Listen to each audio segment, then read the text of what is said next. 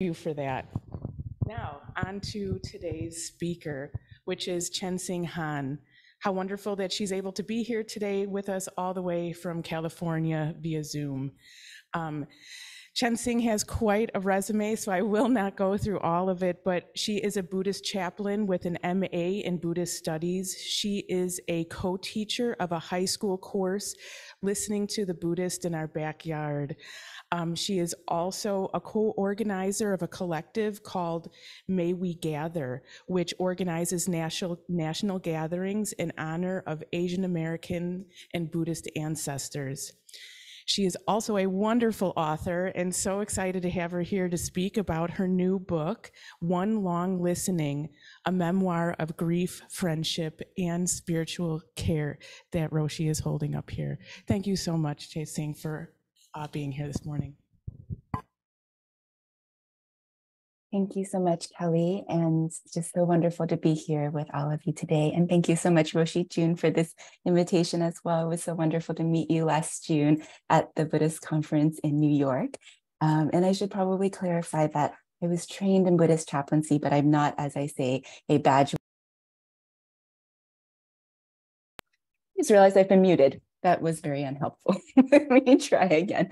Thank you so much, Kelly, for that introduction. Thank you so much, Roshi June. It was so wonderful to meet you last June at the conference in New York. Thank you, everyone, for being here today. I wanted to clarify that I'm not a Buddhist chaplain in a badge-wearing sense, as I like to joke, but I was trained in Buddhist chaplaincy at multiple places, the Sati Center for Buddhist Studies in Redwood City, California.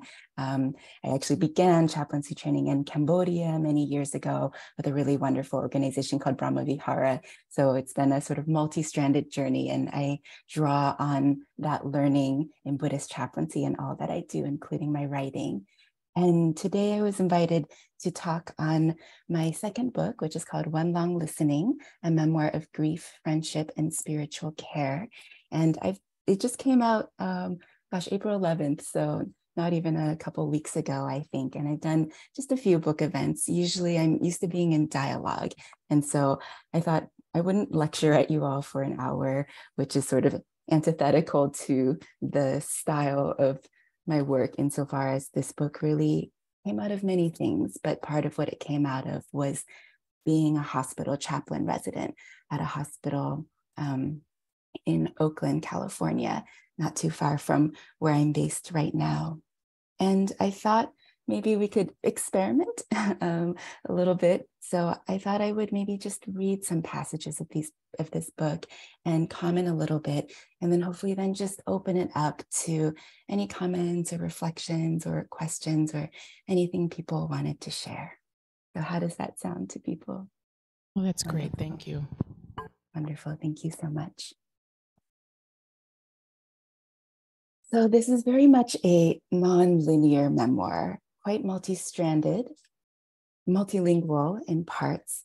And I don't give people a lot of orientation to the book, but it does open with what I call a bridge. And so I thought first I would read the bridge to orient us. The summer before she died, I visited the Musée Guimet for the first time. By then, the young woman who was once my college roommate had been diagnosed with acute myeloid leukemia. She was 29. Like her two sisters, complications from the rare genetic disease Fanconi anemia would take her from this world. The largest collection of Asian art outside Asia sweeps all thoughts of FA and AML from my mind.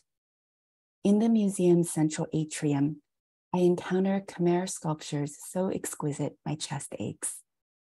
To stand in that pristine hall where the air is temperature controlled to a T. I had flown from Phnom Penh to Bangkok to Dubai to London, arriving in Paris by train.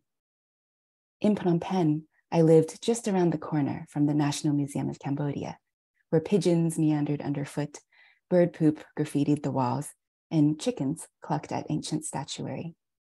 From the central courtyard, an occasional sultry breeze stirred human and avian visitors alike as we roamed inside the National Museum's open-air pavilions. Standing in that pristine and breezeless hall on the ground level of the Guimet, I ache for the Khmer sculptures there in the 16th arrondissement of Paris, so far from home. Homesickness and friendsickness, twin aches accompany my ascent to the museum dome. Up and up I go, tracing the spine of the uncoiling naga of a staircase. Here's what I can tell you about the structure of this memoir. I met it in the rotunda of the Guimet that day. 8,000 strips of tiger bamboo, held together by nothing more than air and weave. A 6-tusked elephant spills from ceiling to floor. A tangle of roots cascades from trunk to earth. An ephemeral installation by 4th-generation bamboo artist Shochiku Tanabe. Tanabe treats each tawny strip as if it were the whole, lets the bamboo breathe itself into being. Empty of form, formed of emptiness, the structure has no beginning or end. Fluid as a river, sure as one too. It evaporates all distinctions between past and future, sickness and health, life and death. That domed room, free from birth and extinction, tarnish and purity, boon and loss, it was unbearable to leave. But one cannot live in rotundas forever. I descended the Naga staircase. Time resumed. Her cancer kept spreading, undeterred by the chemo, the radiation, the bone marrow transplant. Back in Phnom Penh, I couldn't get the Bon Iver song Woods out of my mind. I'm up in the woods. I'm down on my mind. I'm building a still to slow down the time. This book is that still, a mala bracelet of rumination-worn beads. In the beads that follow, proper names are largely absent. My reasons for this choice are twofold: to protect people's privacy and to honor the Asian cultures that have formed me. Hang'ai and So'ai are not reducible to their chubbiness or skinniness. When I call these aunties by their paired nicknames, I celebrate the friendship that gave rise to their playful monikers. We do not call each other by our full names. The omission endears us to each other. Gat Ran is among the Khmer Dharma song masters whose teachings resculpted the trajectory of my partner's life. Greeting me for the first time at her home in the Cambodian countryside, she cradles my face between her palms and calls me Gon. I call this revered teacher and blind grandmother Nekru and Lokye. I would never address her as Gautran. The omission bespeaks respect. As in the 2 paragraphs above, virtually all of the Chinese, Khmer, and other Asian scripts in this book are translated in context. It's hard to see, but I use the Asian scripts in the book here rather than English. The unglossary on page 267 relays the pinyin for the Chinese characters, along with the phonetic transcriptions for words in Thai, Khmer, and Japanese. Why such an oblique and incomplete method of translation? I wanted to convey in this mala of a memoir not only what chaplains do, but how chaplaincy feels. Choosing honesty over ease, I let the frustrations and opacities remain. I hope you'll indulge me this choice in the Buddhist spirit of 不知最亲切, not knowing is most intimate. The beads ahead do not conform to linear time. They circle primarily around 3 autumns of my life. In the fall of 2014, I began a year-long chaplaincy residency program in California. In the fall of 2015, I moved to Taiwan to spend a semester at a Buddhist college. In the fall of 2016, I was undone by a dear friend's too soon death. I've heard it said that there are as many ways to do chaplaincy as there are chaplains. This book is about one chaplain's way. So I thought I would read a few beads from the book. I'll start just at the beginning in part 1, which is called Ichigo Ichie. Near the end of my year-long residency in hospital chaplaincy, I buy a one-way ticket to Taiwan. My parents, who are both computer engineers, are not amused. They warn me about the dire state of the Taiwanese economy, Mom, and suggest a total career reboot, Dad.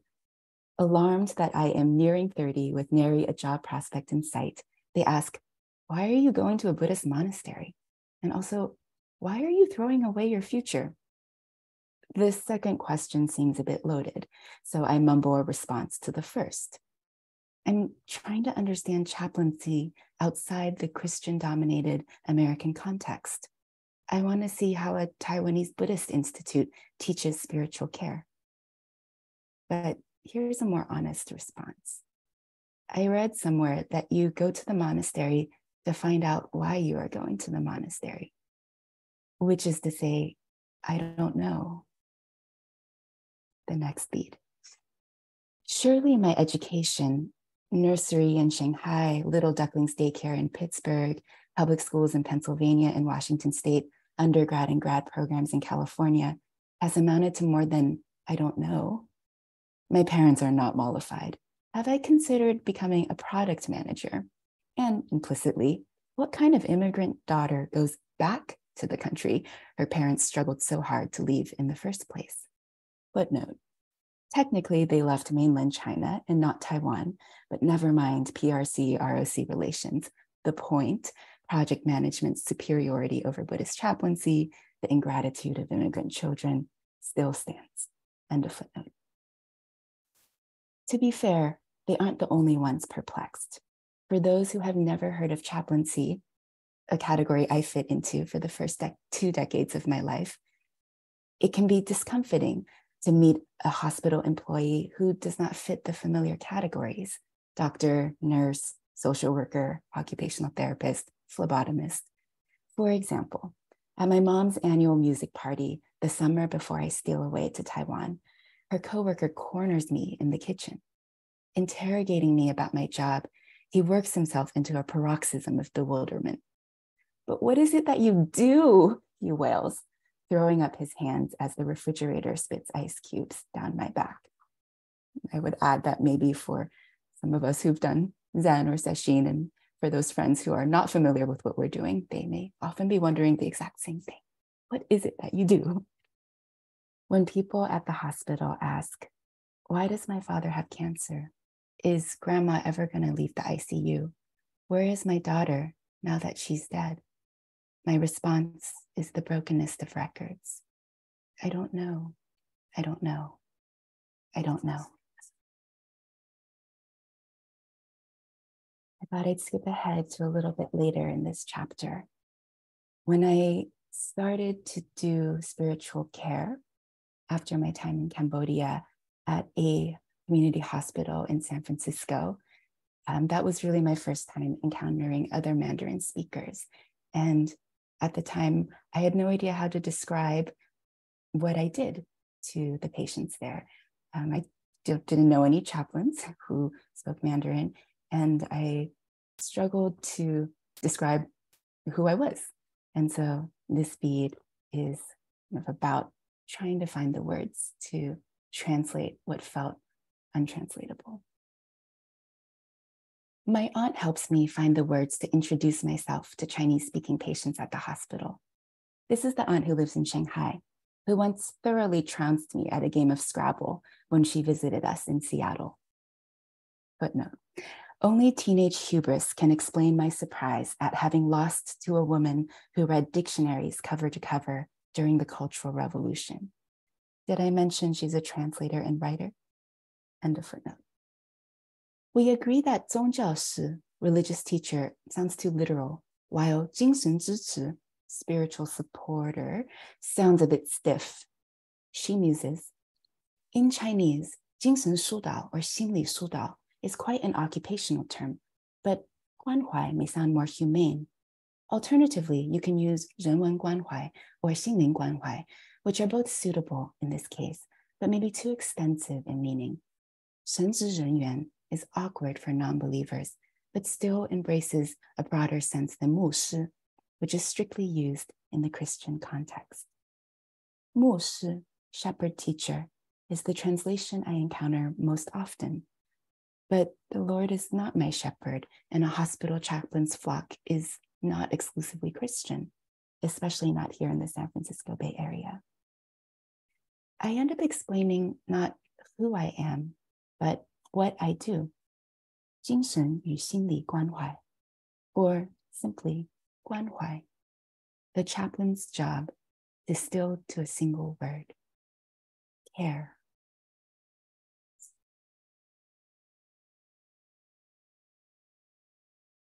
I learned this phrase, Ichigo Ichie, from a classmate of mine at the Institute of Buddhist Studies in Berkeley, California. He's now training to be a Jodo Shinshu minister. Jodo Shinshu, or Shin Buddhism, being the most dominant sect of Buddhism in Japan, and also one of the earliest forms of Buddhism in America here since the 19th century. And my friend explained that Ichigo Ichie was actually an expression that he just grew up hearing, even as, I think, a multi-generation Japanese American. And the way he explained it was, I write about in my first book, Be the Refuge, but the first book, this book, they're cousins to each other. Sometimes I forget which book is, which part is in which book. No, it's in this book that he talks about it. Now I'm remembering. But he literally translates to one encounter, one moment. And it's just this reminder that every single moment of our lives, all of these causes and conditions have come together to make this moment possible. We'll never meet again in this particular configuration. And there's both maybe a kind of sadness to that and also a joy to that. There's a kind of reminder of this impermanence, but also this deep interconnection that is present at any moment. He was very funny. So the way he put it was, oh, if you're doing this interview with me, and like, even if we all got amnesia and then we had to do this interview all over again, well, it would be different because we would have been changed by an encounter right in this moment. And so we can't repeat this again. He's like, first of all, I would know, you're not a dude, because I couldn't really tell from your name, like whether you were or not. So anyway, he was very funny. And I think that kind of humor too is woven through this book. I think sometimes Buddhism in the US can feel very serious, and something that I suppose I've learned from many Buddhist friends, Buddhist teachers, non-Buddhist friends as well, I suppose, and especially my chaplaincy supervisors and mentors, is that importance of the humor, of the levity in the midst of, the inevitable grief and loss that are a part of our lives. And so the names for the different parts of this book came about really after the different pieces of this book were written. And that's a little background on Ichigo Ichie. It's a term that I encountered quite surprisingly once again in Taiwan at the monastery. So I'll read just another beat from Ichigo Ichie. Have you ever thought about the yin yuan, all the karmic causes and conditions that made it possible for you to be here with us in this moment? My favorite professor at the Buddhist college asks us one day in her topics and holistic education class. Here I am, a Chinese American former chaplain among Taiwanese students of wide-ranging ages and professions, some of whom were not even raised Buddhist. Wait, how did we end up here? Silence settles thickly upon the room as the 20 of us think back to the choices and coincidences, loves and sorrows, lives and deaths, vows and caprices that have coalesced into this very now.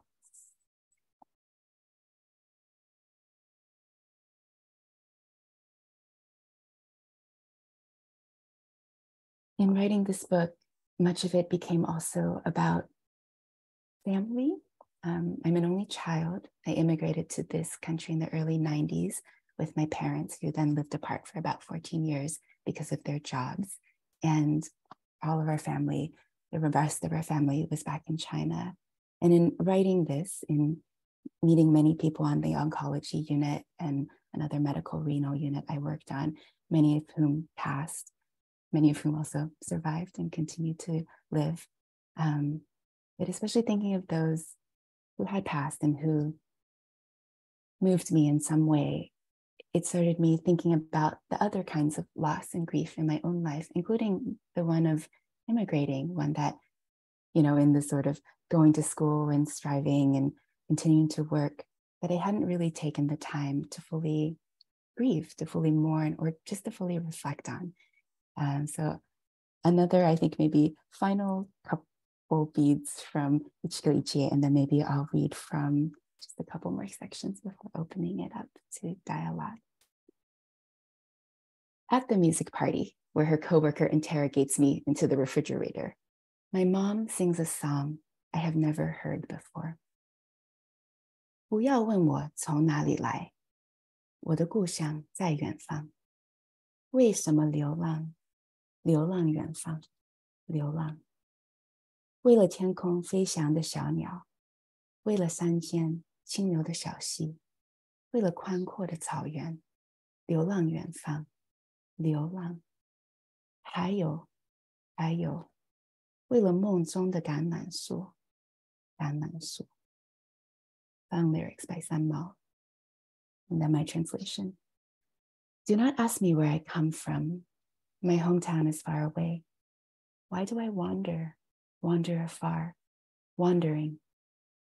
For the birds that soar in the sky, for the brooks that flow in the hills, for the vast grasslands, wandering afar, wandering, and two, for my dreamed olive tree, olive tree. Hear this plaintive melody that quiets even the young children gathered round. Who is that with tears streaming down her cheeks? The singer's only daughter. What was it she said her job was? Couldn't make heads or tails of it. And I started noticing, seemingly by accident, as I wrote this book, that birds started appearing everywhere. I'm not a birder, although I really admire people who know their birds and notice their birds and spend a lot of time with the music of birds and the kind of mystery of birds. But already I think I've read a few passages with birds in them, and this is another one. Also a good one for all the parents out there, I think, of little kids in particular. Big Bird is grieving the death of Mr. Hooper, who ran the neighborhood store. Yellow feathers a-quiver, Big Bird cries. Well, I don't understand. Why does it have to be this way? His friends watch on in pained silence. Finally, Gordon responds, it has to be this way because. Big Bird asks, just because? Gordon replies, just because. Big Bird says, oh. And then all of his friends engulf him in a giant hug.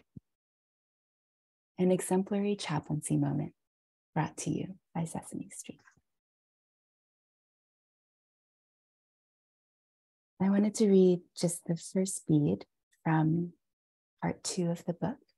Each part of the book is named for a chenyu, a 4-word expression or idiom, 4-word idiom in Chinese.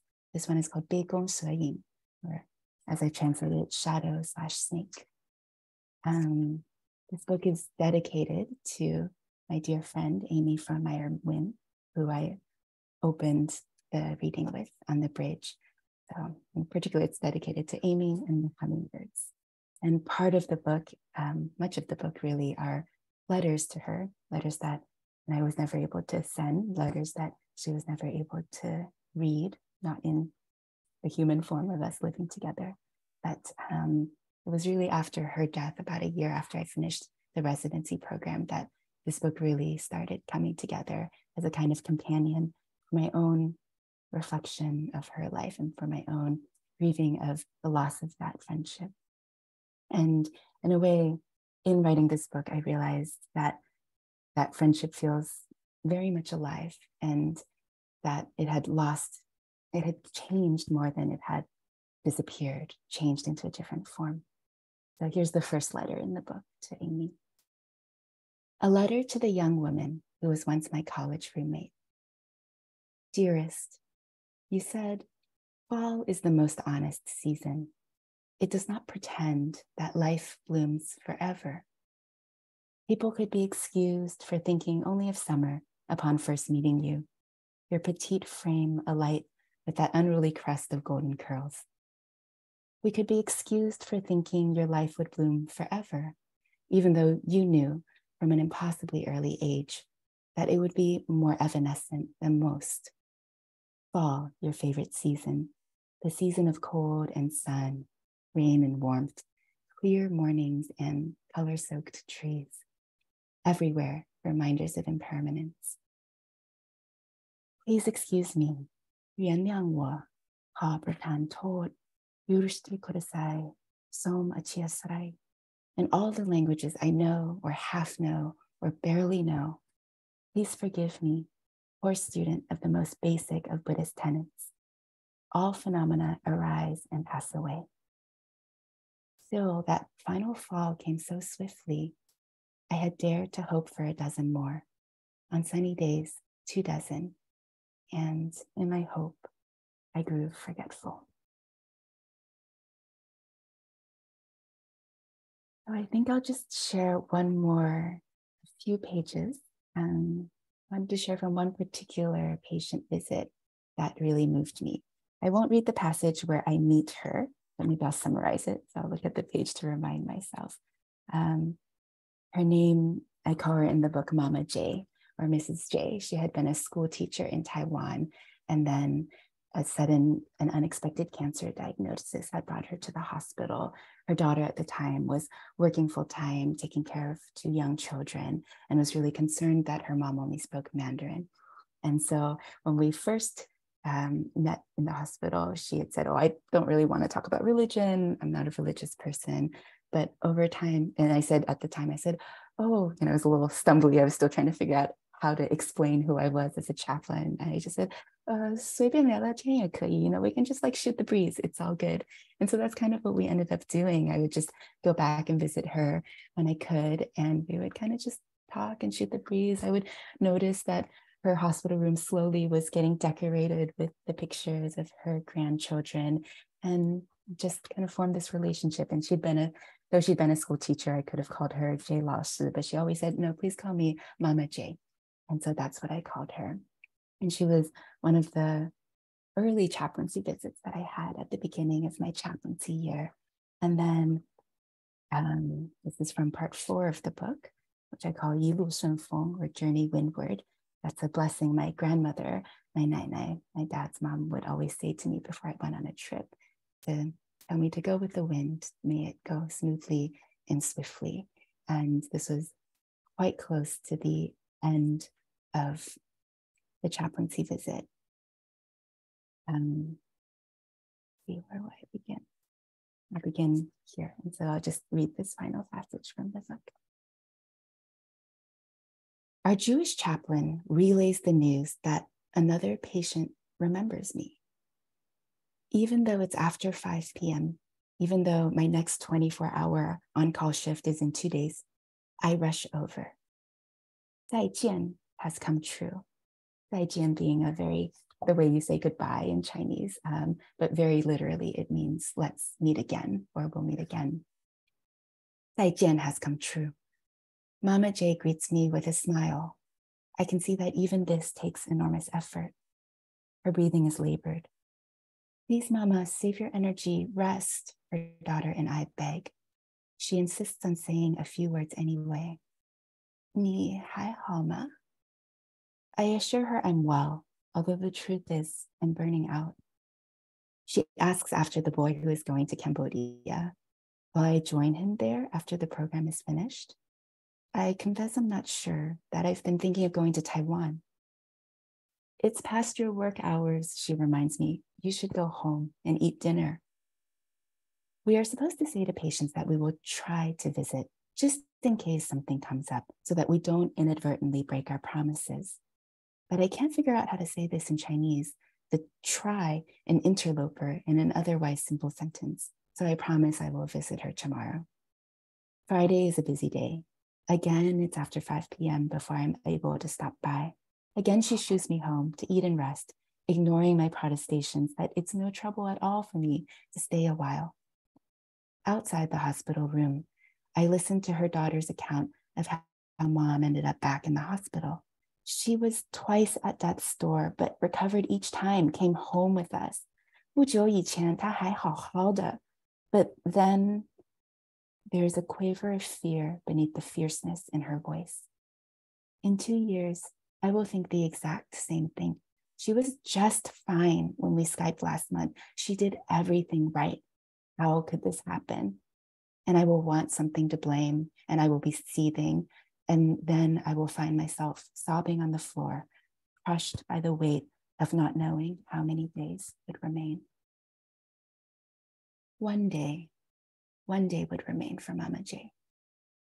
Like the other residents, I've had a 24-hour on-call shift every week for the past 8 months. Weekdays, we can refer to our colleagues. Weekends, the on-call chaplain flies solo. This is the busiest on-call shift I've had yet. My pager has been beeping nonstop. The requests come from all 3 hospital campuses. As soon as I finish one visit, I'm rushing off to the next. Da, da, da. That's really terrible pagers. It's R, one of the social workers on oncology. Mrs. J is dying. Can you come? Yes, of course, I'm at the other campus. I'll drive over now. I trip down the stairs to the parking lot, tremble as I start the car, curse my carelessness as I hit a curb on the way out, try not to speed down the familiar 3-mile drag. And how it drags. Every intersection is red, the traffic lights channeling a familiar refrain from our supervisors. Death is not an emergency. The door is ajar. Her nurse ushers me in. The atmosphere is subdued. Mama J is no longer speaking. I say hello to her daughter, introduce myself to her son, who has just arrived from a flight across the Pacific. Can she hear us? He asks. We can't know for sure, but people often say hearing is the last sense to go, I reply. I model what I mean. J Mama. Leaning close to her ear, resting my hand lightly on hers, voice wobbly and eyes prickling, I speak to her in our mutual language of Mandarin. Your children are here by your side, Fangxing, don't worry. I am grateful for our conversations. You have taught me so much about being kind to others. I'm moved by how much you love and care for your children and grandchildren. And here is your capable nurse, V. She says she's giving you just a small dose of medicine to help you relax because your blood pressure looks a bit high. Fangxing, don't worry. It shouldn't hurt because it's going directly into your IV. I repeat Fangxing, let go the heart. But really, I am 舍不得, hating to part. I leave Mama J with her children sitting on either side, daughter grasping her right hand, son holding her left. I have another visit to go to, but I tell them to page me at any point if they want me to come back.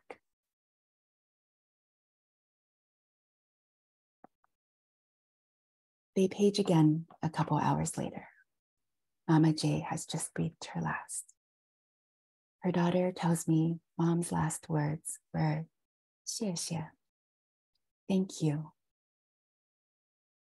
What are the causes and conditions that made it possible? I don't know, but I am grateful. Thank you so much.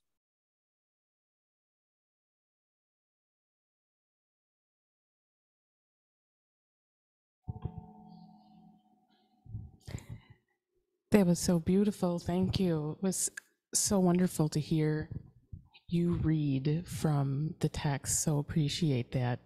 I can open up in the room here. I can pass the microphone. Those of you online are welcome to just hop off Zoom if you have questions, comments, reactions to that.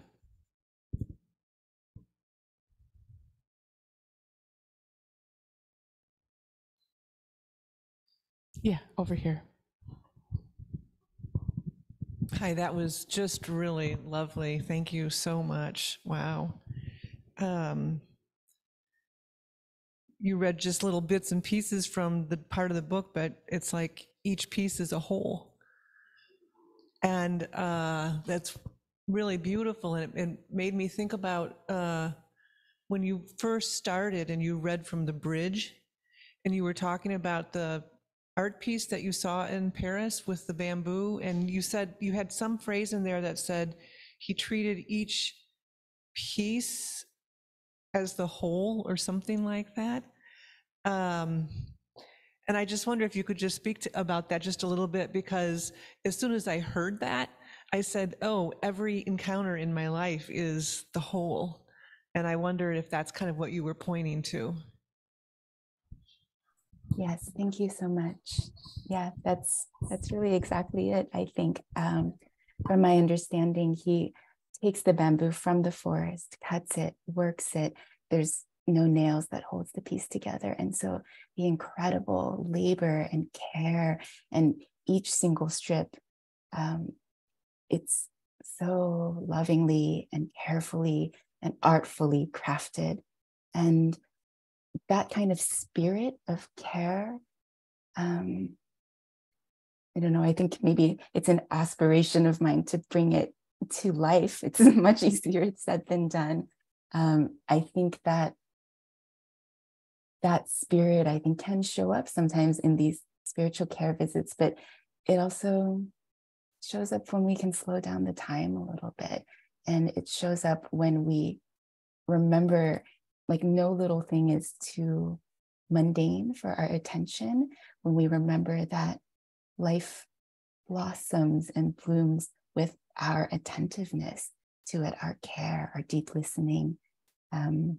Last week, I was just in conversation with Nicole Furlong, a wonderful educator whose work on listening and leadership is really inspiring to me. And she says, all life is listening. And I think we listen not just with our ears, we listen with our whole beings, and we listen with a kind of reverence, I think. And so encountering that work of art at a time when I was feeling so much samvega, that Pali word for that feeling of like quivering, and that when we encounter impermanence, or when we encounter the kind of truth of loss, I was feeling so much of that in my life. And then seeing kind of in the face of loss that there is always this choice to treat our lives with this kind of creativity and care. It just touched me so much.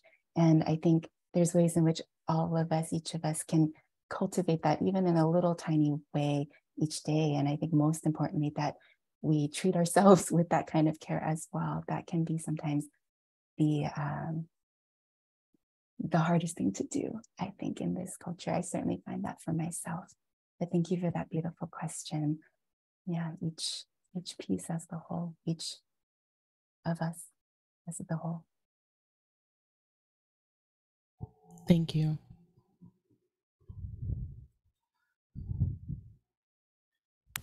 Let's see if we have any other comments in the room here. Oh, we do.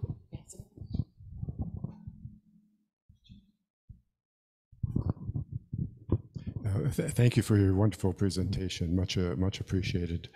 And probably for getting up early in the morning in California. Just back to your parents, did they ever reconcile with your career choice? Great question. Yes. I would say, yeah. I find in their own ways they are supportive, even if sometimes I think none of us fully understand what each other does, but we are really happy that each of us finds meaning and connection in the work that we do. Yes. So the first copy of One Long Listening that I signed was for my parents. Yeah. Thank you. Oh, and I would add just one more piece.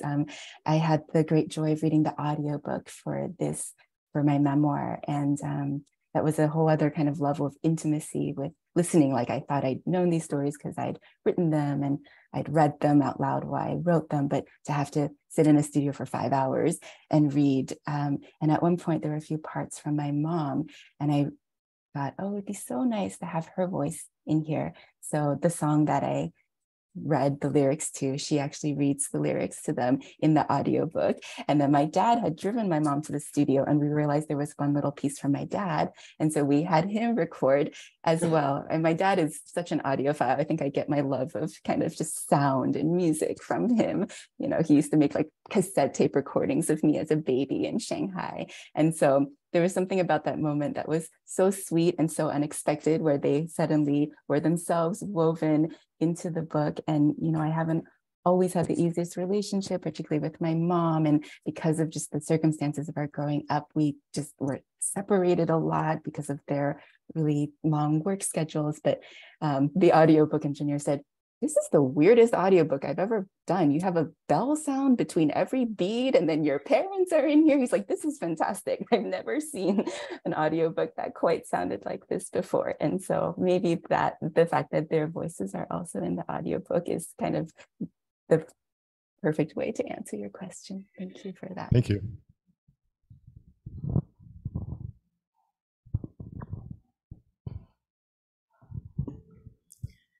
I know you said that you had that quote where you go to the monastery to find out why you go to the monastery. Can you kind of speak to that with your own book here? Like, you wrote the book to find out why you wrote the book. Can you speak to maybe what your learnings were like now after the fact of having put it all together? Sure. Yeah, this book also took me 9 years from beginning it to publishing it, like my first book. So I'm quite a slow writer, I think. And I didn't set out to try to write a book, but at the time, another college friend of mine said, "You know, I don't really know what chaplaincy is or what you're doing in the hospital." And I said, "Yeah, I'm not even sure I know what I'm doing here in this hospital. I'm learning." And so the original subtitle for the book was My Education in Buddhist Chaplaincy. And so I just, when you do clinical pastoral education or CPE, for people who've done it, you already have a lot of writing assignments as part of it. So I was doing that and reflecting. And then kind of spontaneously after Amy died, I think I started writing these letters to her. And Amy was a very, very gifted collagist. She would sometimes spend years making a collage for someone, because that's how long it would take just to find the right pieces in the various places that she looked. And in some ways, writing this book felt like that journey too, just finding and collecting different pieces. And at one point, I mean, I think this book has traveled with me to multiple homes in the Bay Area, Phnom Penh, Taiwan, Cambodia, Phnom Penh, Cambodia, Bangkok, Thailand, where I lived as well, and then through pandemic times as well. And so it's journeyed with me through time and space. And maybe most of all, it taught me how to grieve, I think, more intimate, or be more intimate with grief and less afraid of it. But through that, I think, taught me how important that kind of intimacy is for accessing a real sort of like deep joy. And Amy's spirit was so, like, the way she understood her own impermanent life was one that I think evoked so much joy. She just, no, that's just sort of, she's kind of a bodhisattva to me. I always thought that she was just this walking sort of manifestation of metta, and who always exuded loving kindness and always saw the best in everyone and wanted the best for everyone. And she was my teacher. And so I think I wanted to take all these pieces and both honor her spirit and have it live on a little bit longer. And so, yeah, I think there's many things I've learned, and in some ways I think I'll continue to learn. And maybe some of my favorite parts is hearing from others what touches them or moves them, or what they notice from the book, because then in these ongoing encounters, I also continue to learn.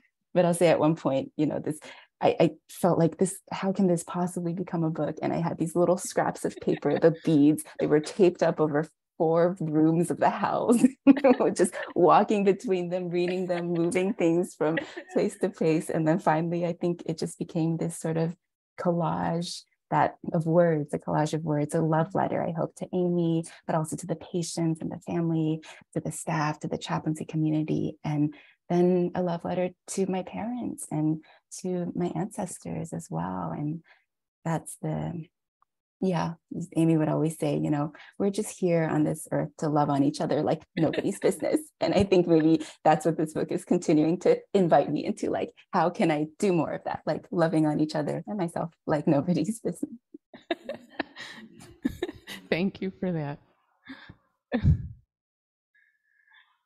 Anyone else online or in the room here? I know such a beautiful conversation this morning. Oh, over here. Here I go.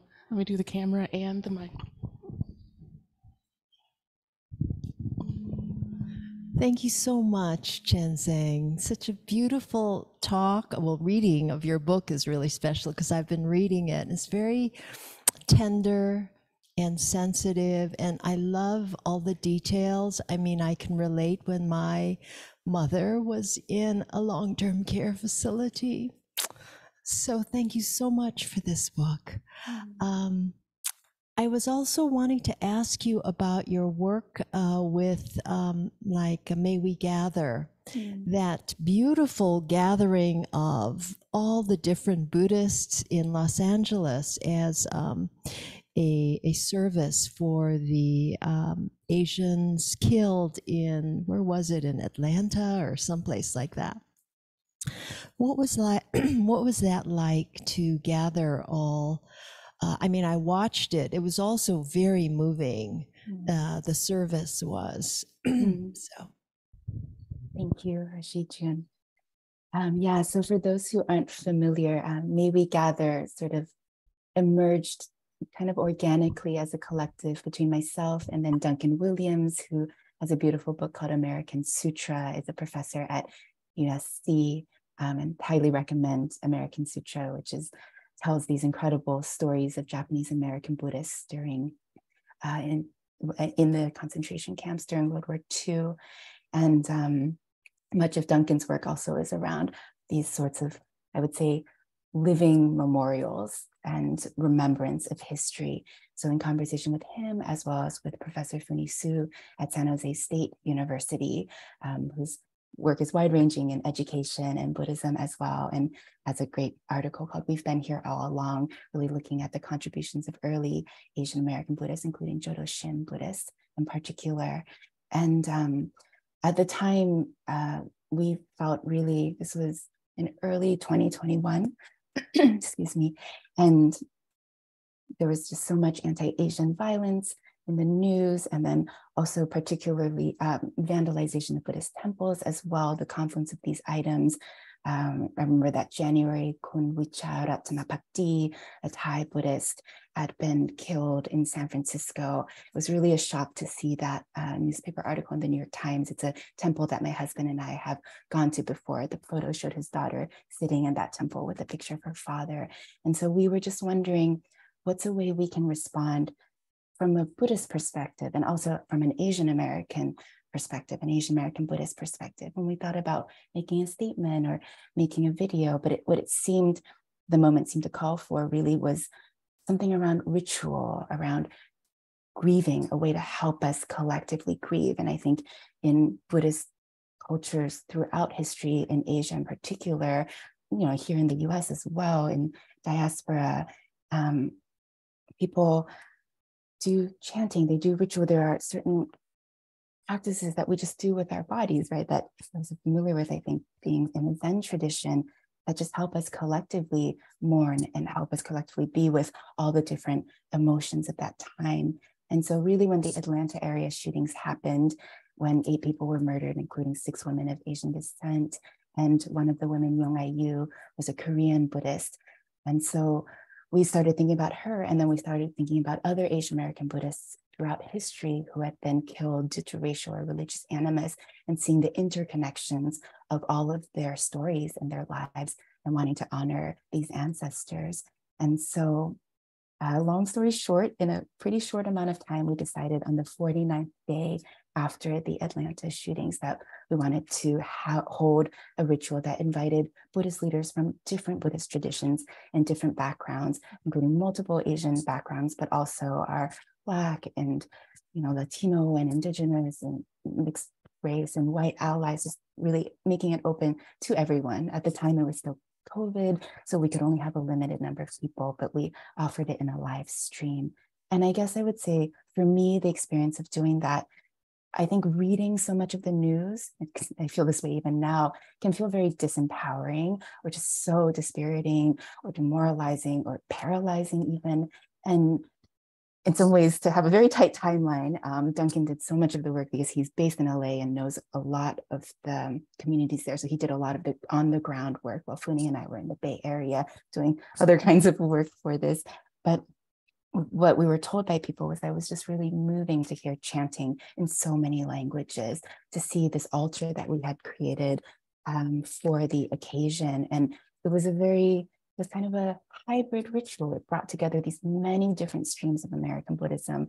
I often think we're so fortunate here in the US to have so many different branches of Buddhism here. We have this vast family tree, but we don't always know who else is part of this family tree. And we're very much a minority in this country. Maybe only about 1% of Americans identify as Buddhist. And so a lot of my work also comes from this aspiration that we will get to know our neighbors, our neighboring Buddhists. There are so many Buddhist communities, I'm sure, in Chicago. There are so many in even the Andover, Massachusetts area where I teach the high school class, and that there's many differences between these communities, but there's similarities, that we chant, that we meditate, that we practice generosity, that we offer food. Sometimes it's these very simple things that we do to care for each other.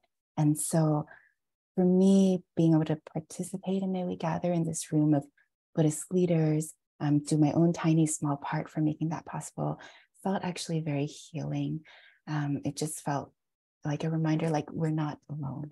And I think chaplaincy, that's spiritual care, is also this reminder, even in our grief, our anger, our numbness, whatever it is we're feeling, we're not alone. We're never alone. There's always someone wishing us well. There's always someone who's there for us, seen or unseen. They're always there. And I think seeing that kind of literally manifest when 7,000 people joined the live stream, in addition to the 50 people in the room, when the LA Times and New York Times wrote about it, it was suddenly this antidote to all of this really awful news, which felt like, what can I do? It was like, oh, this is what we can do. We can gather and combine our aspiration, and, the violence will continue. And we can still, the power, it's just so important, both the urgency of our gathering, but also the ongoing nature, the sustained nature. Everyone can do something, some small part.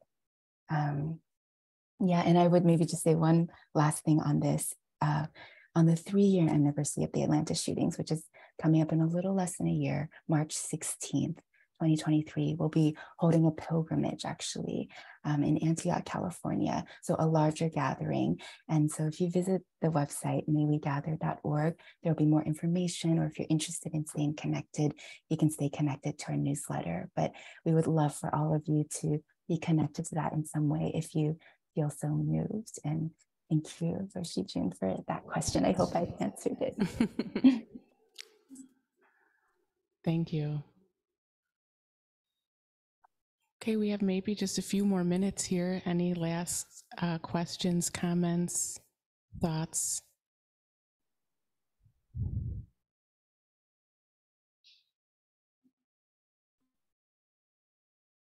Yeah, online there. Go ahead. We have a few people online. Go ahead, unmute yourselves. Thank you. Robin, you go first.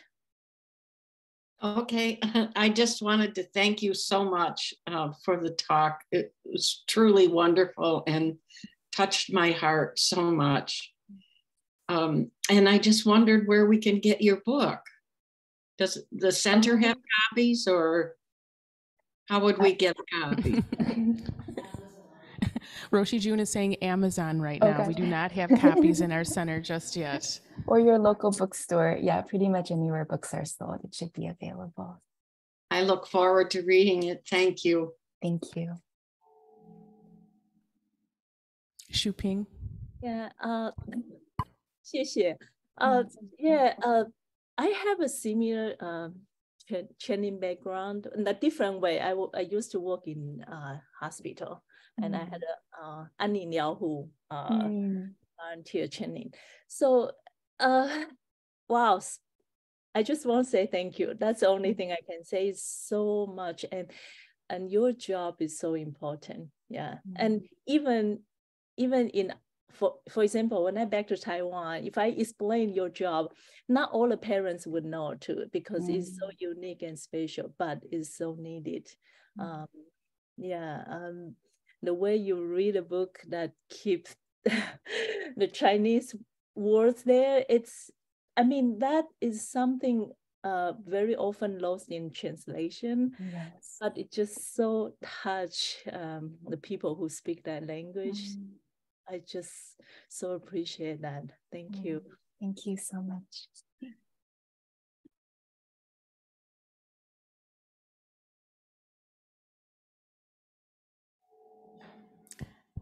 Any other thoughts, comments? I think this might be our last call. Unfortunately, such a wonderful morning. Oh, one more. Here we go. One more question. Just what are you working on now, Chenxing? Well, the May we gather and the listening to the Buddhists in our backyard. But honestly, my husband and I are moving to Michigan this summer. So it's a really big transition. Wonderful. Soon I will probably be talking about the weather like all of you all the time. And I know Much Chicago closer. will be our closest big city. So I hope perhaps if I'm able to go there, we have some good friends in Chicago that be able to meet all of you in person would be really lovely too. So yeah, really focused on this time of transition and some also things to look forward to. I don't know if anyone in this Sangha is going, but the Sakyajita Buddhist Women's Conference is happening in Korea this summer, which is this really incredible gathering of Buddhist women and people of all genders and backgrounds, but it has a long history, and I'm really looking forward to going there and meeting more spiritual friends there. Fantastic. Well, thank you, Chenxing, for a wonderful morning. Thank you, Zoomers, and all of you for being here today. Please join us for the Kinship Hour if you are able. Thank you. Enjoy the Sunday. Thank you, everyone.